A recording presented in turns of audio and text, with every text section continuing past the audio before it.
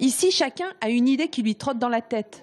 Reprendre un restaurant, créer une crèche, un cabinet de sophrologie ou encore créer son entreprise d'organisation de goûter d'anniversaire. C'est au tour d'Émilie de confronter son projet au regard des autres. Depuis 5 ans, elle est saisonnière dans le tourisme et souhaite changer de vie. Elle rêve de stabilité et d'indépendance. Alors, je me vois ouvrir une boutique de dépôt-vente de robes de mariée.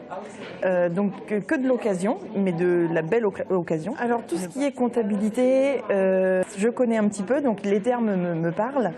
Après, c'est plus au niveau des statuts à choisir pour l'entreprise, où là, c'est un peu plus flou parce que ça part sur de la fiscalité et là, c'est vraiment plus vague. Le portrait robot du créateur d'entreprise, un homme de 36 ans vivant sur l'agglomération, salarié ou demandeur d'emploi, pas forcément diplômé, mais qui a déjà 10 ou 15 ans d'expérience professionnelle.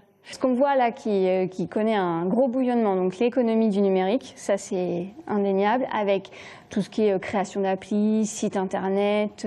On a aussi effectivement le service à la personne qui lui est toujours bien présent et puis les marchés de niche. Alors, par exemple, notre créatrice qui fait des chaussures sur mesure pour les femmes qui ont des problèmes de pied. Identifier sa clientèle et faire une étude de marché, des étapes parfois trop vite balayées par les porteurs de projets. La clé de la réussite, se faire accompagner. À la CCI, les créateurs peuvent suivre un stage intensif. Aujourd'hui, 2 banquiers sont à leur disposition. On parle du prêt bancaire, des charges, jusqu'au prix d'un appareil à carte bleue.